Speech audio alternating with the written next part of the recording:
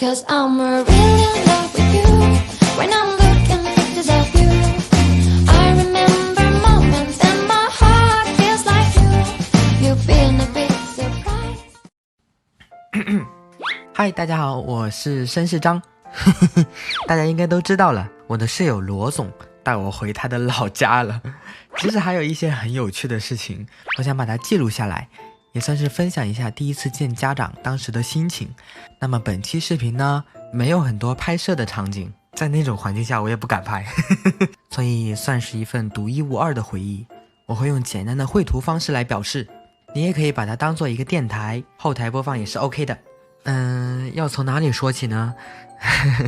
让我组织一下语言。其实刚刚知道他要带我回去的时候，我很激动，超级激动。然后我思考了很久，我觉得我要表现得大方得体一点，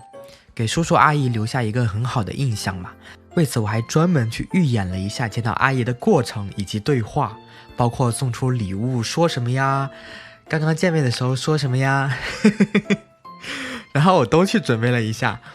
首先肯定是阿姨出来开门，然后我就上前说阿姨好，对吧？我是罗总的同事，和他一起回来。然后礼物的话呢，我就拿到屋子里面，然后放到桌子上说，哎，阿姨，这是巴拉巴拉巴拉拉带给您的一点心意，这个样子。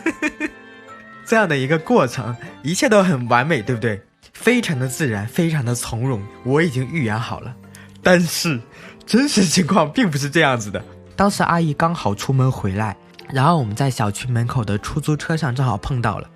我当时就在想，我说我都把所有的情况想了一个遍，居然没有想到还没有进门就碰到了。当时罗总还跟我讲，前面那个出租车上应该是我妈。我瞬间我就懵了，我就一直在祈祷啊，不要，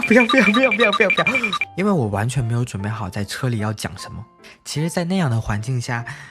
本来就紧张的不知道要讲什么，他换了个环境还没有跟着预演的走，我更紧张了。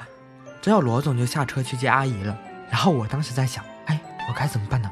下车的话是不是显得太过于亲密了？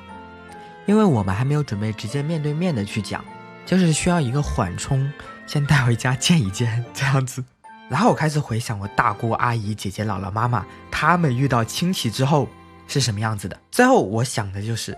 不下车的话就会感觉不是很尊重，下车的话又显得过于亲密，我又没有想要直接破柜而出，然后我就下车站在原地。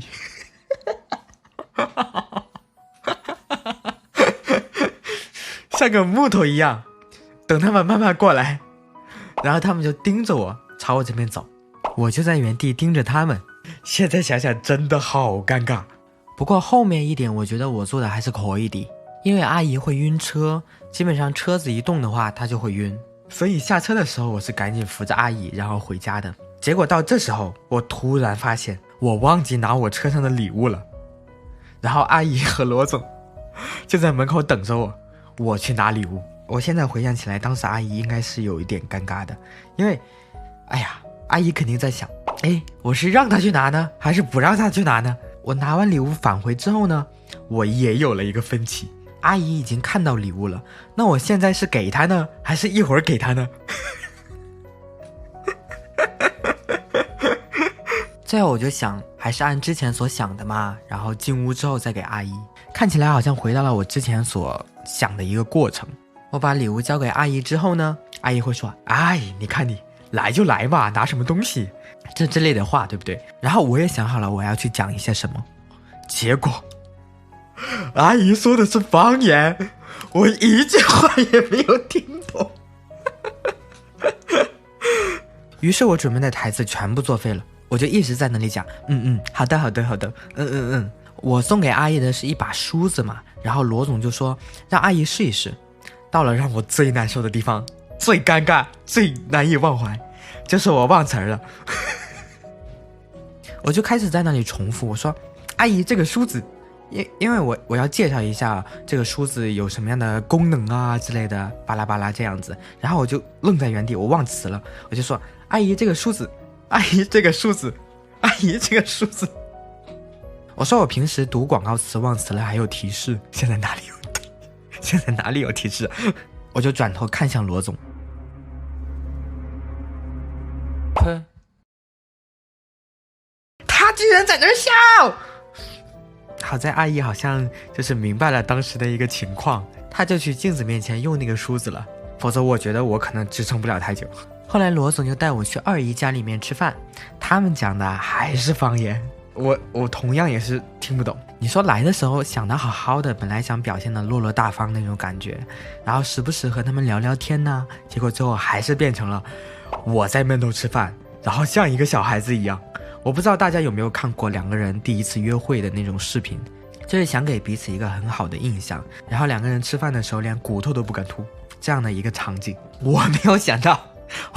到这样的场景还能发生到我身上，因为我听不懂他们在聊什么，我就一个劲儿在那吃，在那闷头吃，结果好像被他们误会成，哎呀，这个小伙计好像很饿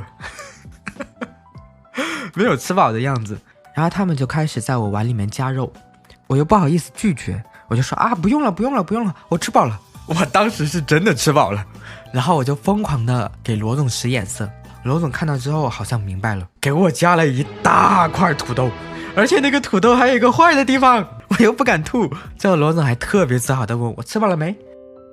然后转眼到了第二天，罗总叫我在屋子里面等他，他要和阿姨去比较隐晦的聊一聊我们两个之间的事情。其实当时我的心情没有想象中的那么激动，我以为我会很感动那种，但是好像并没有，反而很平淡。我的脑海中就一直在回想，我说哇，这个男人真的好帅，不仅仅是外表的那种，更多的就感觉是发自内心的那种很强的感觉。我就在想，哎，我好想跟他一起到老现在想想有点肉麻，同时我还有一点点担心，因为阿姨应该是完全不知道这方面的事情，所以我不希望我们两个人的事情让阿姨突然间有一点点不知所措。我一直在嘱咐罗总，我说没有关系，我尊重你的任何决定，无论你想或者是不想，结果是怎么样我都可以接受，就是不要让他太过于有压力。然后他就去和阿姨聊天了，大概聊了5个小时左右。他刚去和阿姨聊的时候我还好，但是时间越长我反而越紧张。哎，到底聊了怎么样了？为什么这么久都没有消息啊？我还怕打扰到罗总，也不知道那边会发生什么，所以我没有敢给他发微信。然后我就一直在屋子里面等啊等，只要外面有一点点风吹草动或者脚步声的话，我就紧张的不行。本来我为了缓解一下这种紧张的心情嘛，我就躺在床上刷手机，但是我的注意力一直在门外面，只要有一点点声音，瞬间就坐得特别板正。随着时间的推移呢，我想的就越来越离谱，然后我还想到有阿姨冲过来，然后给我一巴掌说狐狸精我说我当时真的为这个而烦恼，我说我到时候该怎么办？现在想想肯定不会发生这种事情，但是我当时不知道怎么想的。过了很久，然后罗总终于回来了，我看到他表情比较平淡，我就知道哎，应该还好。我正准备迎接他的时候，我突然发现阿姨在后面一起跟过来了，我的脑子就突然嗡的一下子，真的不知道做什么了，真的完全不敢看阿姨的脸。直到罗总给我使了一个眼色，我才发现阿姨手里拿着一个大电暖气，因为屋子里比较冷嘛，然后我就赶紧去接，当时真的就傻了，一点点眼力都没有。之后阿姨就拿出了一块红布包裹的戒指，我想这应该是我从小到老之后意义最重大的一个戒指吧。它是罗总奶奶传给阿姨一代一代传下来的戒指，阿姨在罗总小时候就会时不时拿出来对小屁孩罗总说，哎，这是你以后结婚对象的戒指所以我当时接到戒指的时候脑子是懵懵的那种感觉有各种各样的感情，也不知道怎么去表达，就一直在说谢谢我当时还在想，我说哎，要不要跪下来所以其实我觉得阿姨应该差不多知道了，虽然罗总没有去说。这大概就是我和罗总回家的一些经历吧。然后罗总还带我去看了他的小学、初中还有高中，带我去他小时候经常玩的一些地方，就好像每一个地方都要留下我们的身影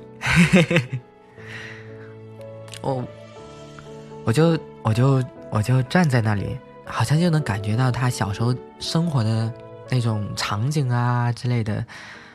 真的是一种很奇妙的感觉。好了，差不多大概就记录这些吧。啊，对了，还有一些后话，我当时还蛮好奇阿姨跟罗总去讲了一些什么。之后罗总告诉我，大概就是哎呀，孩子长大了也不管你了，反正你最后得给我养老。阿姨大概就是这个意思。还有一个很惊喜的地方，大概就是我们见完家长要回去的时候，在路上偶尔提到过年，我当时还在想要不要跟他一起回去，但是会不会不方便啊之类的巴拉巴拉，当时想的很多，然后就忍住没有讲。但罗总就突然跟我说啊，要不要过年的时候一起回去，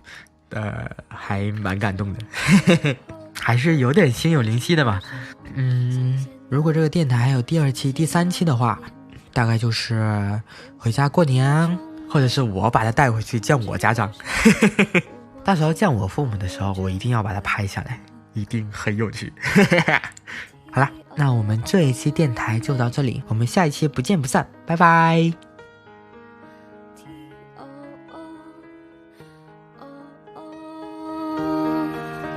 我爱上让我奋不顾身的一个人，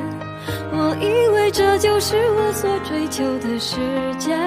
然而横冲直撞，被误解被骗，是否承认的世界背后总有残缺？我走在每天必须面对的分岔路，我怀念过去单纯美好的小幸福，爱总是让人哭，让人觉得不满足，天空很大却看不清楚，好孤独。